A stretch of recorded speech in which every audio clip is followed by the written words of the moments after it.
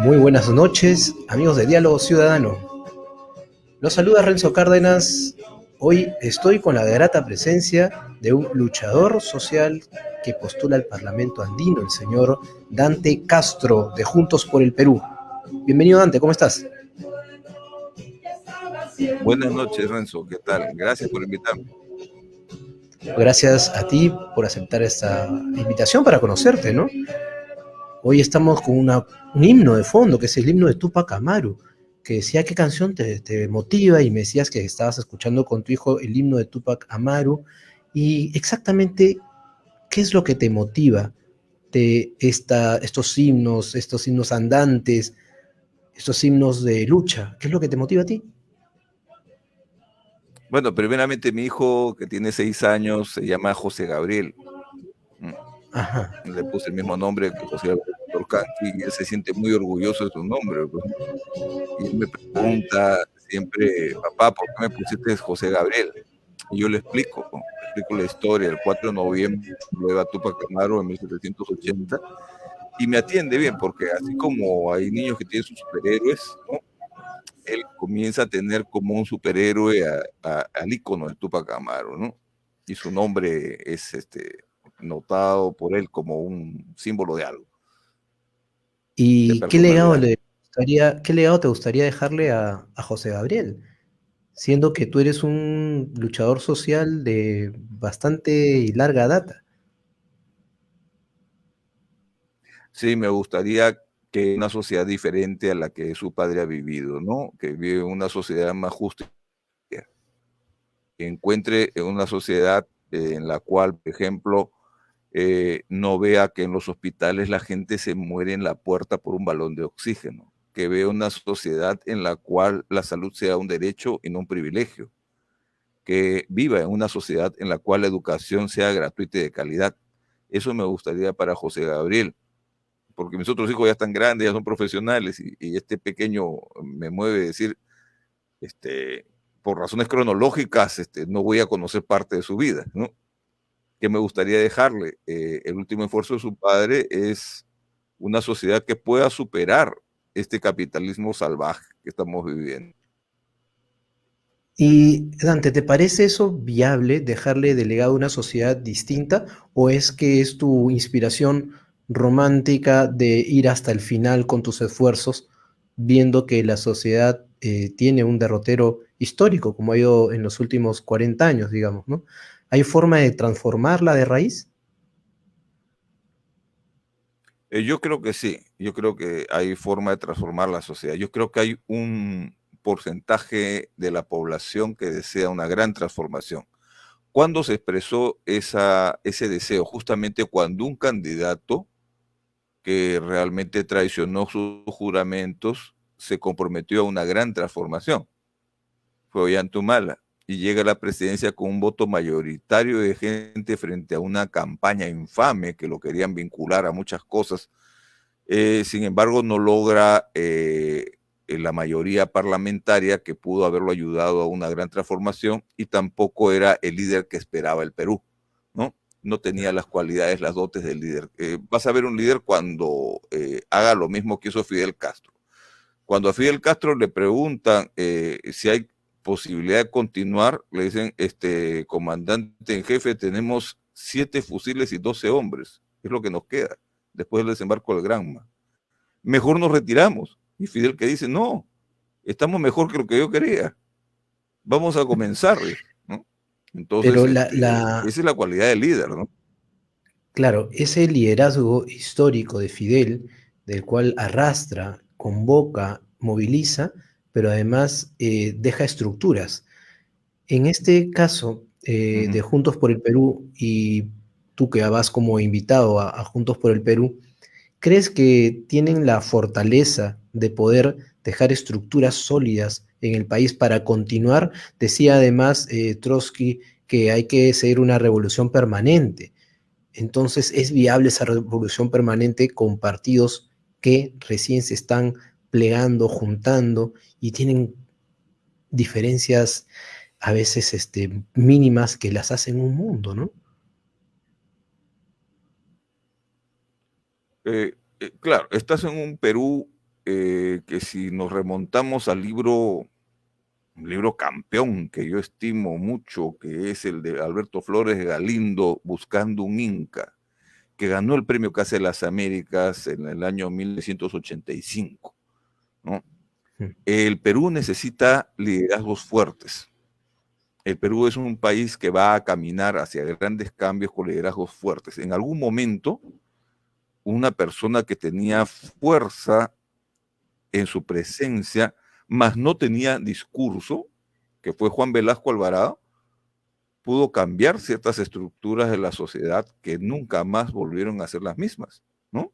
Pero fue Y con las Juan fuerzas de Velasco no las contaba con armas, un partido. Dante, pero contaba con el Sí, ejército, sí, sí, ¿no? Entonces, en este sí, caso, mi sí, preocupación, Dante, es que muchos de nosotros venimos de canteras políticas y conocemos además a los compañeros de diferentes partidos, pero el momento, a la hora de llegar a una coalición, pareciese que nos esforzamos por ahondar las discrepancias. Acabo de entrevistar ayer a un representante de Perú Libre, hace poco también tuve a otro representante de izquierda, y hay matices, pero matices que los diferencian y los separan. pero son muy débiles. En realidad, esos matices diferenciadores, si nos damos cuenta, no van más allá de diferenciación, pero no son diferencias sustanciales. Por ejemplo, yo estoy de acuerdo con Perú Libre en que el Perú necesita, por ejemplo, una nueva constitución. Y Ajá. Juntos por el Perú habla de una nueva constitución. Si nos sentamos Perú Libre y Juntos por el Perú a hablar de una nueva constitución, nos vamos a poner totalmente de acuerdo en menos de 5 minutos. El problema Nos es que tomará Perú tres Libre minutos decir, dice, bueno, y es que también se dice que no se sí, van a sentar a dialogar, digamos, con el enemigo. Entonces, hay discursos que son más confrontacionales que otros. En el caso suyo, ¿cuál es el discurso que está planteando su candidatura precisamente para llegar al Parlamento andino, donde además hay que ver la integración de la comunidad andina, ¿no? claro, en la comunidad andina necesitamos también un cambio de planes. Por ejemplo, la CAN no puede ser una caja de resonancia de la OEA. Vemos que la OEA es realmente una institución supranacional dejada por Estados Unidos de Norteamérica. No ha tenido un comportamiento precisamente democrático. La OEA, si recordamos la historia, la OEA ha tenido respaldos, por ejemplo, a Alberto Fujimori, ¿no? Claro. Y respaldos, y ha tenido una posición acrítica con respecto a Videla, a Pinochet, etcétera. Entonces, vemos que la CAN podría ser el organismo supranacional que puede estar esperando la integración de los países andinos para una transformación hacia un desarrollo sostenible, ¿no? Por ejemplo, nosotros no podemos continuar en nuestros países que son andinos y amazónicos con este modelo de desarrollo, porque este modelo de A eso, a eso desarrollo, quería llegar, este Dante. modelo de desarrollo Precisamente, es anti... Sí, sí, precisamente sí. quería que me desarrolles esa idea, ¿no? En la comunidad andina y amazónica, como tú bien lo planteas, ¿cuál sería este modelo de desarrollo que el Perú aún no ve? Aún los líderes no están asomándose. ¿Qué es lo que hace falta realmente para este desarrollo de nuestros pueblos andinos y amazónicos? Por ejemplo, solamente un concepto que algunos creen bajo la Constitución del 93 que está pasado de moda, el concepto de soberanía. El pueblo tiene derecho a ser soberano sobre los recursos naturales, ¿no? No digo solamente el Estado, porque el Estado generalmente está de espaldas al pueblo, pero nuestros pueblos tienen derecho a ser soberanos de los recursos naturales sobre los cuales viven, ¿no? Por ejemplo, la agricultura está en pleno desafío frente a una minería creciente que envenena los ríos, envenena el ambiente, es una industria extractiva que no deja desarrollo, estamos viendo que no deja desarrollo, explota la mano de obra vilmente. En Marcona es una pandemia brutal en este momento. Lo que está ocurriendo en Marcona es un holocausto de los mineros. Y el Perú ni siquiera se entera que no tienen acceso a hospitales, no tienen agua, ¿no? No tienen agua que beber, no tienen agua con que lavarse las manos después ¿Pero eso es por el de desarrollo tocar sus minero herramientas y todo lo demás. o es por la visión de desarrollo nacional que no está integrando estas comunidades? O sea, ¿es por la extracción del mineral o es porque el Perú no está sabiendo cómo manejar esa situación? No lo maneja el Perú ni lo manejan las transnacionales que están presentes y tienen concesiones para explotar el mineral. Entonces, el modelo de desarrollo que manejan ambos es un modelo de desarrollo que no garantiza la perpetuación de la especie, ni de ningún tipo de vida en el planeta, sino que está exterminando la vida y pone en serio peligro la continuidad de cualquier forma de vida. Entonces nosotros decimos, no solamente cuestionamos al Estado por no exigir, digamos, un control soberano sobre los recursos naturales, sino cuestionamos al modelo que se está aplicando, al modelo de tecnociencia que se está aplicando también. Casi todos los expertos en lo que es filosofía y la ciencia actualmente están cuestionando el modelo desde un punto de vista metafísico porque recurren a una moral de la producción. Pero sin embargo, le dan la razón al socialismo y dicen la única manera que se puede frenar este deterioro del planeta paulatino, constante, que pretende terminar con la Amazonía, por ejemplo, ¿no? Exterminar a la Amazonía, exterminar el ciclo del agua, que es muy grave, ¿no? La única manera es con una economía planificada, y eso la tiene el socialismo. Ya lo dice gente que no es socialista, ¿no? Es Entonces, decir, como digamos, otro de los... me llama mucho. Me llama la atención también, pero sobre todo por el desarrollo de los últimos años, en los cuales ya desde los finales del 70 y la década del 80 se dejaron de plantear las grandes políticas o pensamientos políticos como si fuese pensamientos para todos, digamos, ¿no?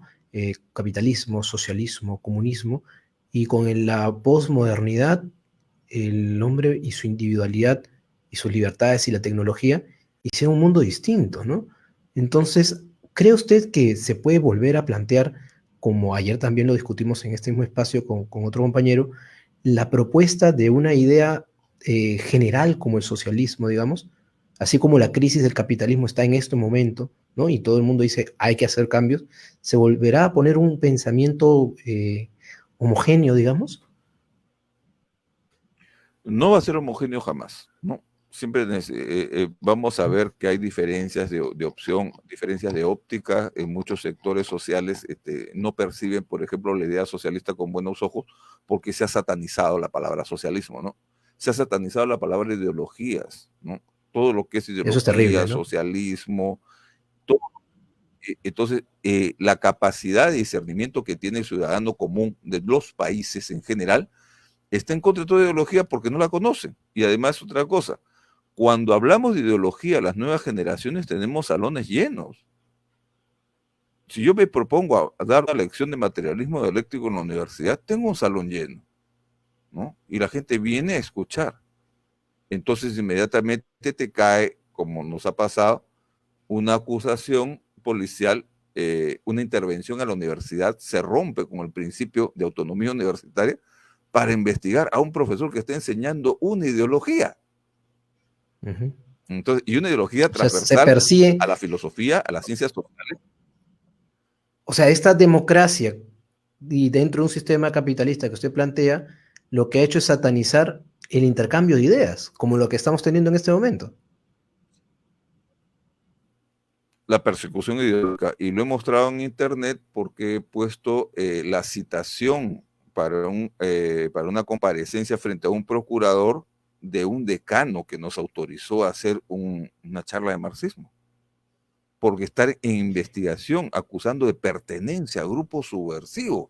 Oiga usted, yo nunca he pertenecido a un grupo terrorista, por si acaso, y Pero, tengo pero cero antecedentes. claro, pero profesor Dante, Entonces, mire, ¿cómo se me puede es acusar? es interesante lo que nos estás planteando porque es un reto a los jóvenes a poder investigar, poder revisar, pero también es un reto para que ustedes ahora mismo puedan plantear ideas pragmáticas sobre lo que pueda necesitar la gente. El modo de pensar, y no lo digo yo, lo podemos ver en diferentes textos actuales, la tecnología, la globalización nos ha planteado retos distintos para poder interactuar entre la gente. Entonces, hacer que la gente piense en formas globales y piense toda una sociedad distinta, pues es un reto muy enorme. Entonces, para temas más pragmáticos, ¿qué le diría a los jóvenes y a los adultos ahora que debiesen votar por usted, digamos, ¿no? ¿Qué les promete usted como candidato a Parlamento andino? Siempre. O sea, no somos nuevos en política porque hacemos política 365 días al año. No aparecemos en la política porque hay una coyuntura electoral, sino que la política en general nos convoca constantemente. Y tenemos un diálogo permanente con la juventud por nuestra labor pedagógica. Entonces conocemos bastante bien cuáles son las preguntas que tiene la juventud sobre esto. Conocemos bastante bien cómo llegar a resolver, a absolver esas preguntas. Porque a diferencia de políticos que no tienen la labor docente, prácticamente no han descubierto los anhelos que tiene una nueva generación. Entonces, yo digo, a veces soy el profesor, pero a veces soy el alumno, porque los jóvenes me están enseñando a mí y me están enseñando sus nuevas formas de ver las cosas. Y esa una forma de ver las cosas me ayudan a ponerme al día con esta nueva generación que ha crecido con la satanización de todo, pero sin embargo, ¿sabe qué, profe? Nos están engañando. Y a mí no me la hacen. Es como cuando yo les dije en la década del 70 apareció el fenómeno hippie y la marihuana y el LSD, y yo dije, ah, qué bacán. Pero ¿sabes qué? Acá me vuelo yo que hay una maniobra. Y efectivamente sí la había. Desarticular a una generación rebelde a través, por ejemplo, del LSD, ¿no? Y dije, ah, no. Entonces, también nos topamos con la capacidad de resistencia al mensaje oficial de una nueva generación. Las nuevas generaciones tienen una capacidad de resistencia a los mensajes que se pretenden oficializar e insertar e incrustar en su mente artificialmente. Y decirle, no creas en nada de lo que es socialismo. Ya, y yo le digo, soy un momentito, soy socialista. Me dice, por favor, ¿qué es? Explíquenos. ¿Qué es para usted? ¿Por qué es socialista usted, profesor? ¿No? ¿Por qué usted cree en esto? Si nos han dicho que es obsoleto. Bueno, le digo, mañana les van a decir que la solidaridad es obsoleta. Mañana les van a decir que, por ejemplo, los servicios públicos son obsoletos, que la jubilación es obsoleta. Y eso nos está pasando a los trabajadores.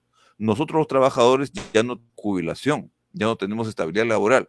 Porque cuando le decimos a la patronal que no tenemos estabilidad laboral y que quisiéramos tenerla, nos dicen obsoletos. Y nos dicen comunistas, por si acaso. Yo solamente he pedido lo que dice la OIT, señor. Y la Así OIT es. no es un Y los partido tratados comunista. internacionales. Entonces, claro, son tratados Sin internacionales que tienen embargo, fuerza de ley.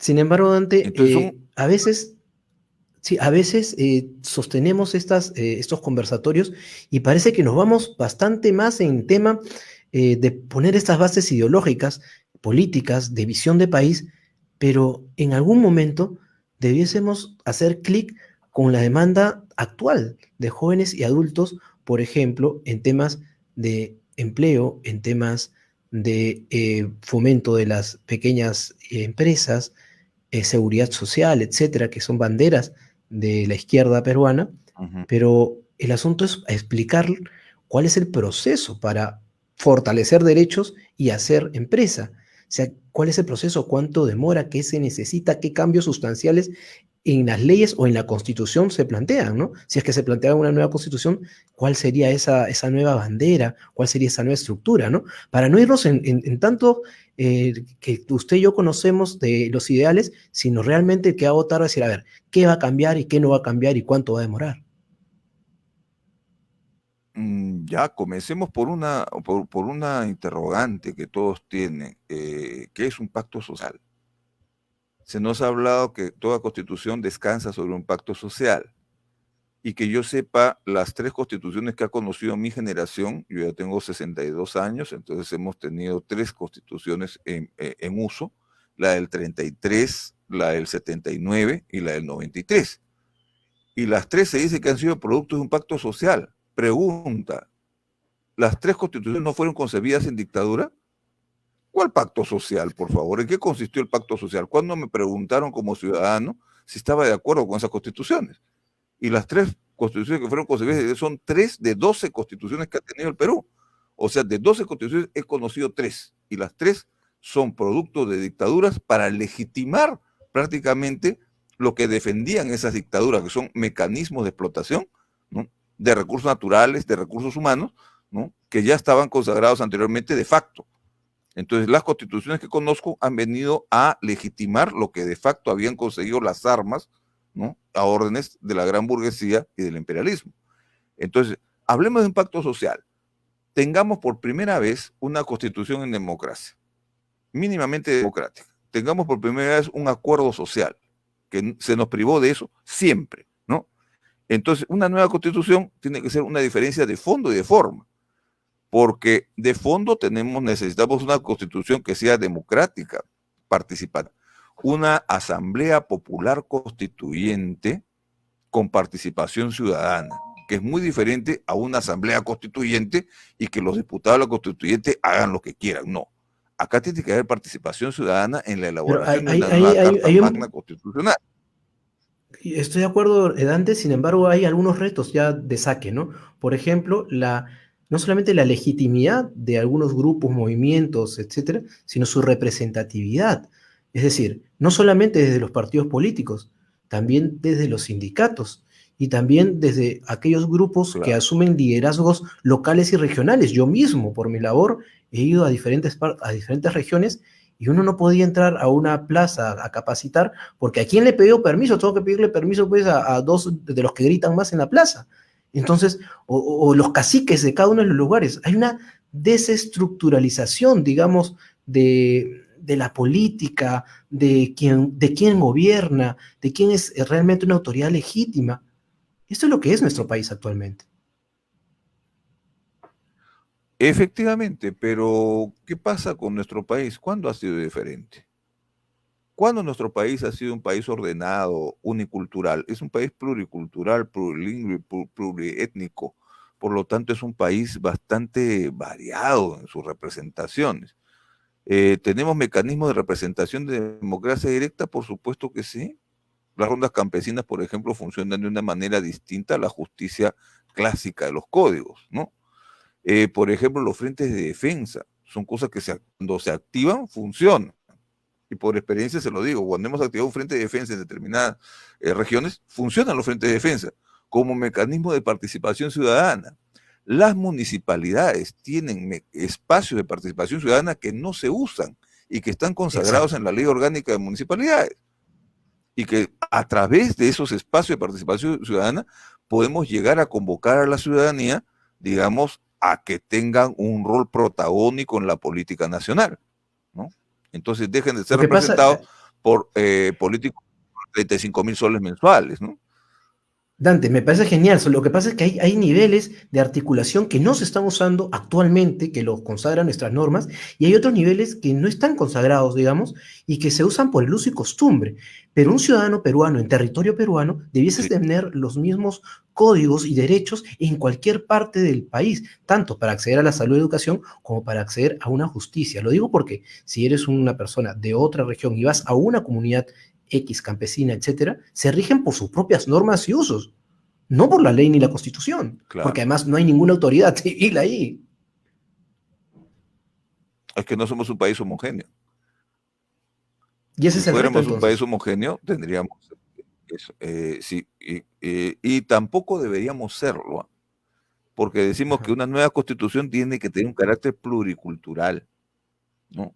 Como la constitución, por ejemplo, de Bolivia. En Bolivia se observa la pluriculturalidad no como un objeto de conflicto, no como origen de conflicto, no al contrario, como una riqueza del país que les tocó Y en vivir. Ecuador también, Tiene digamos, múltiples ¿no? culturas.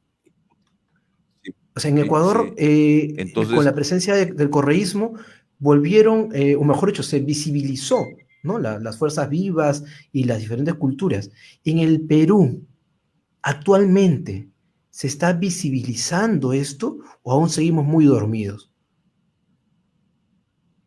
no, en el Perú se ha sepultado todo este tipo de riquezas diferenciadoras, porque en realidad para mí no es un problema, por ejemplo, entenderme con las comunidades campesinas que tienen derecho ancestral y que tienen este derecho consuetudinario.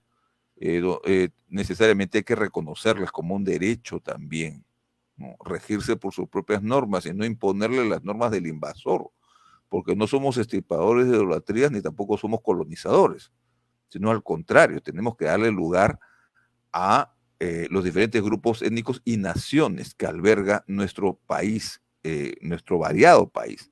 Pero volviendo a la Asamblea Constituyente, necesitamos que esa Asamblea Constituyente sea un capítulo distinto a las anteriores asambleas constituyentes que hubieron en el Perú, y que sea democrática, porque se dirija no a una democracia representativa, sino a una democracia directa de masas, ¿no? Ajá. Entonces, ¿Cómo una sería ese democracia modelo? participativa sustituirá a una democracia representativa. Dante, explícanos, Por por ejemplo, favor, los que esta es comités. parte del corazón, exactamente, este es el corazón del discurso finalmente para plantear una constitución nueva desde el pueblo, desde el calor de la gente, implica participar directamente. Sí. Nosotros en el Perú, como tú bien lo planteas, ni siquiera soñamos con eso, pensamos que solamente votar, pero hay otras realidades que ya se están aplicando. ¿Cómo sería en el Perú esa participación Sí. directa, activa, comunitaria? Por ejemplo, los chilenos, los compañeros chilenos, el pueblo chileno en general ha tenido una gran batalla callejera de acción directa de masas contra las fuerzas del orden para plantearse una nueva constitución y sustituir a una bochornosa constitución heredada de Pinochet. Yo no sé qué cabeza se le puede ocurrir a cierta casta burocrática chilena continuar con la constitución que ha elaborado una dictadura, como nosotros tenemos una constitución elaborada por una dictadura, ¿no? Y que estamos siguiendo los moldes que nos impuso una dictadura. O sea, los siguientes presidentes a Fujimori y Montesinos son continuadores del modelo de Fujimori y Montesinos, también del modelo económico de desarrollo y también de la constitución de Fujimori y Montesinos. O sea, este es el fujimorismo sin Fujimori, es el continuismo. Entonces Toledo, todos ellos absolutamente son cómplices de lo que está pasando. ¿Y a qué hemos llegado? Hemos llegado a un callejón sin salida donde una pandemia nos ha disminuido 7 millones de empleos, ha puesto al desnudo la carencia de hospitales, la carencia de balones de oxígeno, la carencia de camas de las UCI y de medicinas en general. El vacuna gate es terrible, ha desautorizado a cuanta gente ha participado en él, y definitivamente mientras unos tienen derecho a vacunarse, miles de peruanos han muerto sin el derecho siquiera a tener una cama dentro de una UCI. Entonces, Pero eso es por parte ¿a qué hemos llegado? Hemos a este callejón. pero eso es por parte de la Constitución o es o sea, de ahí nace todo, o sea, nacen las motivaciones No, personales, la Constitución es el la porquería política que estamos jurídico viendo de lo que nace está de pasando. ahí. No, la Constitución solamente es el reflejo jurídico-político de lo que está hecho en el campo económico, en el campo social, en el campo político, ¿no? Pero si comenzamos a cambiar la Constitución, comenzamos a cuestionar el modelo que la respalda, ¿no? Es dialéctica, porque en la dialéctica sabemos de que un contrario sustituye a otro contrario. O sea, no siempre la estructura económica va a determinar a la superestructura, sino hay cambios sociales que comienzan en la superestructura. Por ejemplo, Dante, uno de Dante, ellos, la Revolución Cubana Dante, se da en un Dante, momento usted y en que yo la economía entendemos. cubana estaba más desarrollada. Entendemos usted y yo estructura y superestructura y supraestructura, pero necesito que entienda el resto de gente, profesor. ¿A qué nos referimos con la superestructura? Para que la gente entienda que no solamente bastan dos o tres cosas, sino que hay además detrás todo un pensamiento, toda una construcción. Claro, claro, eso es tan fácil de explicar, y gracias a este programa a lo cual estoy invitado, pues tengo la oportunidad de explicarlo, ¿no? Primeramente, la infraestructura nosotros entendemos como la base económica de una sociedad, el modelo económico en práctica, con la manera como los seres humanos se articulan entre ellos para producir, ¿no? Eso es, el modelo económico es la base económica, pero eso generalmente determina al orden jurídico, político, ideológico. ¿Eso cómo se llama? Superestructura, que es el reflejo ideal de la base económica. Entonces, cuando lo explicamos, el pueblo inmediatamente nos entiende. El pueblo es realmente muy receptivo, ¿no? Yo estoy orgulloso realmente de tener un pueblo receptivo, ¿no? Y que cuando nos hemos acercado al pueblo, el pueblo dice, ¿y por qué no nos habían hablado de esto antes? Yo le digo, ¿nunca un político ha bajado? No, por acá no, señor, nos van a pedir votos, nada más, nos regalan polos, Entonces, lapiceros, y a veces nos dan un tape. ¿no? Entonces, Dante, para hacer esta transformación real, implica que los ciudadanos accedan a la política, a este juego democrático, y puedan comenzar a hacer Sí. trabajos de base, puedan comenzar a creer realmente en la política. Y por eso Mm, iniciaba la conversación con esta debilidad que se tiene de la política en sí, porque puede ser Ollanta, puede ser la Susana Villarán, como pueden ser otros líderes que aparezcan, mm. que podamos confiar en personas, pero no en movimiento, o sea, no en estructura de gente que comienza a discutir, dialogar y sentar bases. Y esa es la debilidad que se tiene actualmente. Pero ¿qué se le ha otorgado al pueblo? ¿Se le han otorgado al pueblo mecanismos de participación ciudadana? No. Se le han cerrado al Ajá, pueblo los mecanismos de participación ciudadana que incluso existen en las municipalidades, ¿no? Si usted les abre los espacios al pueblo, el pueblo va a deliberar. Nosotros ajá, tenemos una experiencia bastante grande, sobre todo con integración barrial, que es una parte de movimiento, ¿no? Así como tenemos integración estudiantil, tenemos integración barrial. Y nuestro mecanismo para llegar a los barrios ha sido abrir las tribunas populares. O sea, vamos a discutir de política. ¿Qué les parece? A 7 de la noche nos encontramos en la plazuela de la municipalidad de Santa Anita, con sillas, con un megáfono. Y la gente viene a hablar, le escuchen.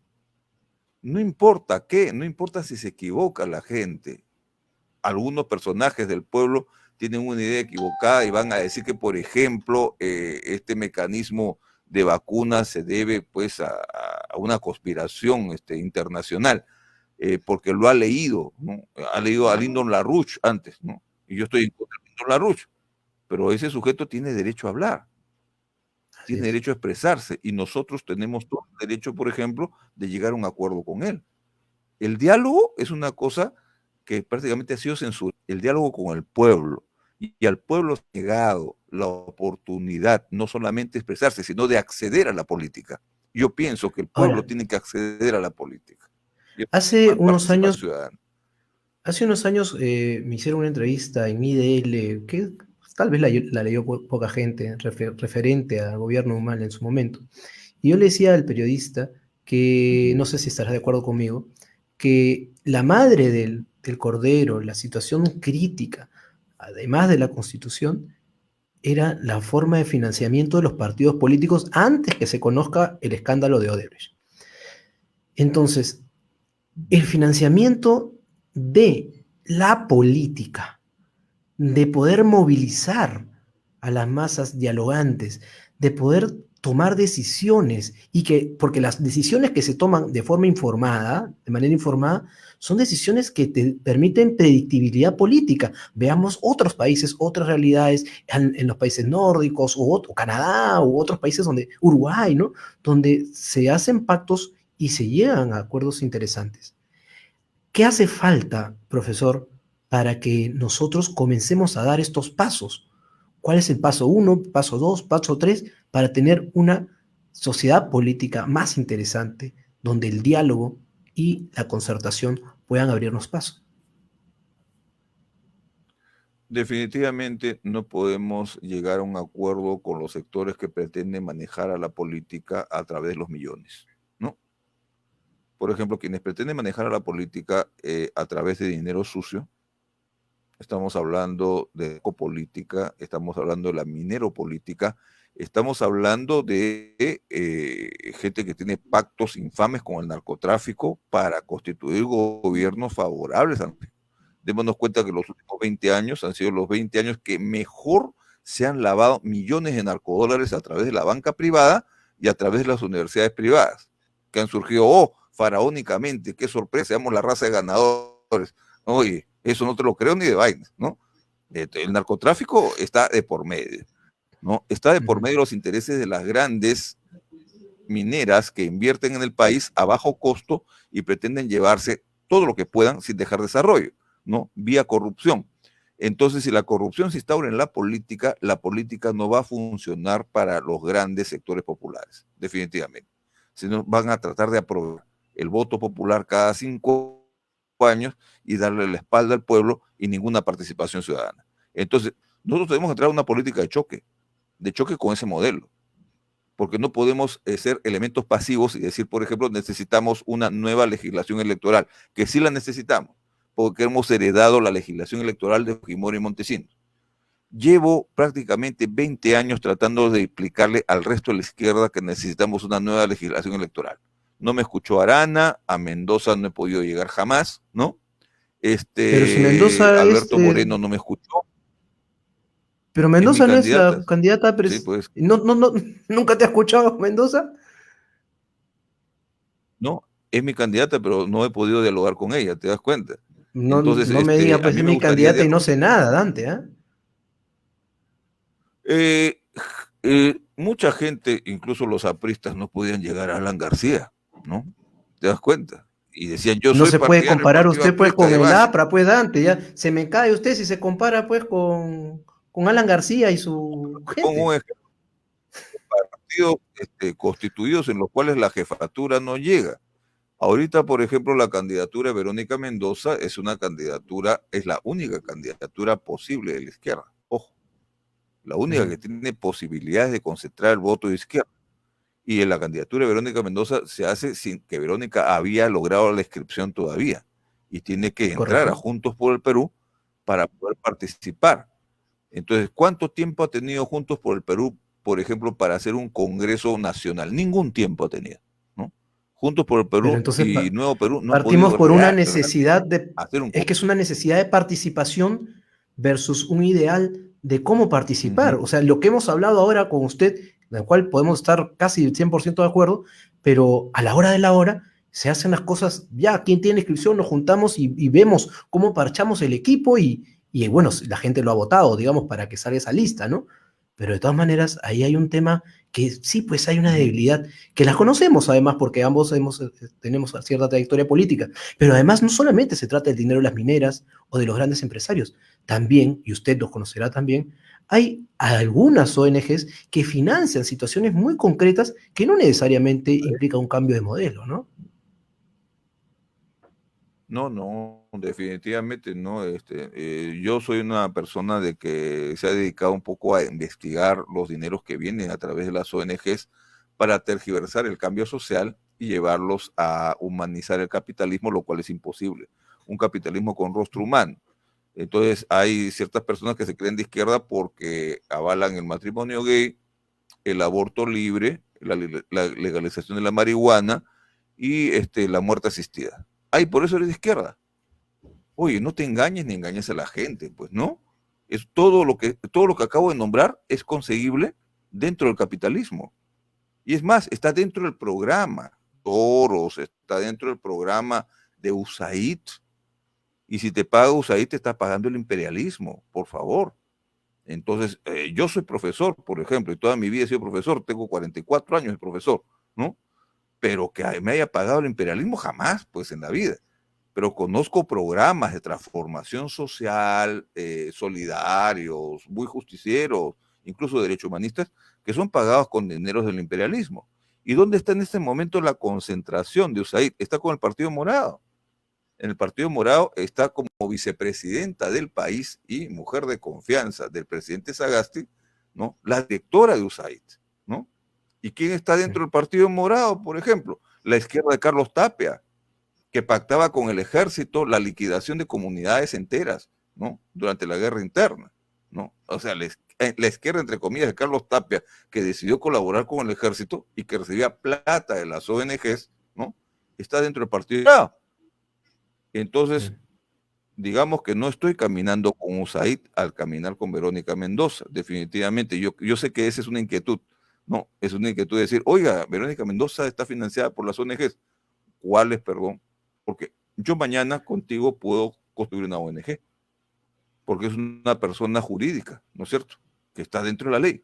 Y de repente nos dedicamos a trabajar el tema de la agricultura y recibimos dineros de algunas otras ONGs europeas dedicadas a la agricultura o de una ONG Pero, de por ejemplo, Australia. el Y no padre por eso Arana me era convierto. financiado por Grufides, ¿no? El padre Arana fue financiado por Grufides y Sí. también Los otros tres socios de la conquista en ¿Qué? Cajamarca, me olvidó su nombre, Saavedra Marreros, también estaba financiado por algunos ONGs, y no era una propuesta seria política, sino más bien había cierto grado de agitación frente a algunas propuestas que se estaban haciendo, ¿no? Y entre ellos no se hablaban, ni entre Goyo, ni entre Saavedra Marreros, ni entre el padre Nana.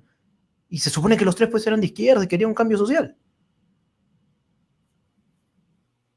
Es que dime quién, de quién recibes y te diré quién eres, esa es la verdad, ¿no? Esa es la Es verdad. que esa, Entonces, por eso le igual, decía a eh, que en su momento decía que esa es la madre del cordero, pues, ¿no? ¿Quién financia no es y tu a quién le conciencia respondes? que determina, que determina tu conciencia. Entonces, la forma en que tú produces la riqueza es la que te determina. ¿En qué trabajas? ¿Cómo te alimentas? Y de repente me dice, estoy trabajando en un proyecto. ¿En qué proyecto? Legalización de la marihuana. O sea que, oye, no nos entendemos, pues. No nos entendemos. Estás hablando tú un idioma y otro. Y ese, Entonces, o sea, yo le entiendo, y a mí me... Dante, yo entiendo, Sí. porque toda esta larga entrevista precisamente llega a este punto crucial, ¿no? Que es cómo es que se genera la riqueza y cómo es que vas a preservar las ideas, ¿no? Entonces, en este punto, que es diferenciador de las personas que hacemos política, porque al resto simplemente postula y no le interesa la idea que persiga y ya está, pero esta persona que hacemos política es un elemento crucial, pero ese elemento crucial será tan fuerte para diferenciar unos de otros, porque eso nos llevará indudablemente a una separación si es que se llegase al poder. Bueno, si hay intereses económicos que son opuestos a los intereses del pueblo, va a haber una separación, definitivamente, en cualquier movimiento. Si hay intereses económicos que están opuestos a los anhelos del pueblo, a los legítimos anhelos de la clase trabajadora, definitivamente hay rupturas que son saludables, ¿no? Y que se tendrán que dar en algún momento. Pero si hay una común unión de intereses, porque definitivamente el frente único es la unidad de lo distinto. Si nos Ujú. vamos a unificar con la gente que piensa idénticamente como nosotros, ya no hacemos un frente, hacemos un partido, ¿no? Porque todos pensamos igualito. Pero un frente único es la Correcto. unidad de lo distinto. Los marxistas nos unimos con los cristianos, por ejemplo, ¿no? Y los marxistas postulan que la religión es el opio del pueblo. Sin embargo, en la praxis caminan directamente con los cristianos, porque los que no saben que el capitalismo significa opresión, tiranía, pornografía infantil, drogadicción y todo. Entonces estamos de acuerdo con ellos. Entonces no lo voy a convertir al cristiano en ateo, ni el cristiano me va a tratar de convertir religioso, pero caminamos juntos porque tenemos en perspectiva enemigos comunes. Y eso es lo que hace de un frente la diferencia con un partido. Juntos por el Perú, con Nuevo Perú, puede tener algunas diferencias, discrepancias que ni siquiera han trascendido, ¿no? Pero sin embargo son anecdóticas, porque tenemos al frente un gran coloso que significa el neoliberalismo, al cual hay que vencer. Ajá. Entonces, ¿para qué ahondar las diferencias si podemos unirnos y podemos unir al pueblo peruano en general, que tiene diferentes matices? En el pueblo hay gente que piensa A, B o Z. Tenemos Correcto. enemigos comunes alrededor de esos enemigos comunes, y en la defensa de intereses que son del pueblo, podemos unificar al voto de los trabajadores, ¿no? Dante, sin embargo, yo tengo una inquietud sobre esto precisamente, y ya para ir poco a poco cerrando esta gran y rica entrevista. Mire, Uh -huh. no se trata, creo ahora, solamente de los trabajadores y por los empleadores, digamos, o los trabajadores y los que tienen el capital, porque resulta que en una familia tienes quien trabaja dependiente, quien es autoempleado y tienes quien hace un negocio y comienza a involucrar a otra gente. O sea, ya no es tanta la diferencia como lo era hace muchos años atrás, donde marcadamente habían clases diferenciadas, ¿no? Ahora, no solamente la familia, sino una sola persona, un día puede ser trabajador, otro día puede ser microempresario. ¿Y cómo es que ponemos trabajadores por un lado y la patronal por otra? Porque la gente de a pie le asusta esas discrepancias que tal vez nosotros sepamos la respuesta, pero la gente común y corriente dirá, no, pero si yo tengo mi tiendita, pucha, este señor ya me está diciendo que soy el cuco. No, pues nosotros nos enfrentamos al capital monopólico. El Ajá. capital monopólico es nuestro principal enemigo. Nosotros no somos enemigos de la ferretería que se abrió en un garage y que de repente es el propio esfuerzo de una persona que la está llevando a cabo. O sea, Marx en el manifiesto del Partido Comunista en 1848 dice bien claro, ¿no? Los comunistas no somos enemigos de la riqueza obtenida a través del trabajo. Definitivamente no somos enemigos de quien produjo su riqueza. Somos enemigos de quien produce riqueza a través de la explotación de grandes sectores de los trabajadores. Y desde que comienza a haber un capital monopólico, son las empresas monopólicas las que destruyen la pequeña empresa. La pequeña empresa muchas veces es hecha por un mecanismo de supervivencia de quien carece de empleo, quien se quedó sin empleo y comienza a generar su propio empleo. Entonces, nosotros como izquierda caminamos junto con la pequeña empresa. No somos enemigos de ella, sino todo lo contrario. Las iniciativas individuales de producir, de ponerse a cabo más allá de un empleo remunerado, sino de generar tu propio empleo, son saludables. Y nosotros estamos con ellos. Porque desde todas las revoluciones que se han dado en el mundo, nunca los marxistas, por ejemplo, hemos sido enemigos de la iniciativa personal e individual de generar trabajo. O sea, la pequeña y mediana empresa no son el objetivo. Mao Zedong, por ejemplo, en la Revolución China articuló muy bien con la burguesía nacional. Y eso fue un acierto de Mao Zedong, ¿no? Mao Zedong articula la burguesía nacional con el campesinado para luchar contra quién, contra la burguesía monopólica. O sea, nuestro aliado también es la burguesía no monopólica, por si acaso. Y eso que parecería una herejía, por ejemplo, algunos doctos transhumantes del marxismo, anquilosados, ¿no? Van a decir, oiga, usted se está poniendo del lado de la patronal. No, sino que sencillamente me estoy poniendo del lado de la historia. ¿Y la historia qué Es nos ha que enseñado? La historia nos ha enseñado que la alianza de clases es posible contra enemigos comunes. ¿Mm? te agradezco, Dante. Espero volver a conversar contigo. Se ha volado el tiempo, además. Y te agradezco por tu sinceridad y por tu claridad, ¿no? Poder darle a la gente claridad en lo político para que pueda elegir, investigar y dejar sus prejuicios, siendo o no siendo su opción, es lo más valioso para generar política. Un mensaje para los que quieran votar por ti. ¿Con qué número vas? ¿Cuál es el símbolo? Yo voy con el número 11 de Juntos por el Perú.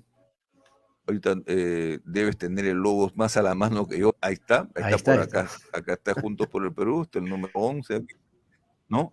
Acuérdense que el número 11 es nota mínima aprobatoria en todos los cursos. Ya con eso te acordaste del número 11, porque yo me he sacado Estás tantas veces aprobado. 11 que no me puedo olvidar, ¿no? En- y he aprobado definitivamente, ¿no? Por lo menos nota mínima. Entonces, el número 11 de Juntos por el Perú es el que me representa al Parlamento Andino. En el Parlamento Andino lo que voy a tratar de llevar es la voz de nuestros pueblos, porque queremos hacer el Parlamento Andino no una tribuna privilegiada de los estados, sino todo lo contrario.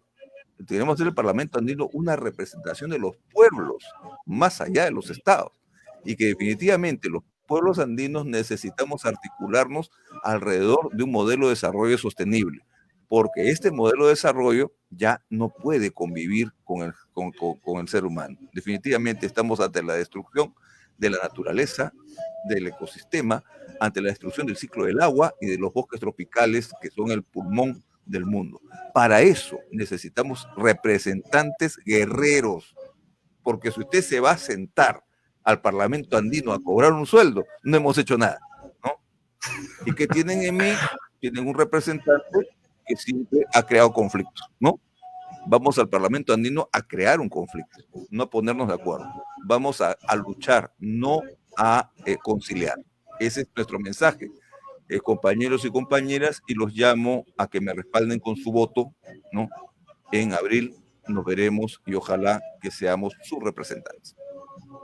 Muchas gracias, Dante. Dante Andante, Dante Castro para el Parlamento Andino con el número 11. Muy, muy interesante, no solamente las propuestas, sino además la convicción con las cuales las llevas y el cariño que le tienes a tus alumnos y a la gente con la cual te relacionas. Un abrazo. Amigos de Diálogo Ciudadano, hemos tenido al profesor Dante Castro.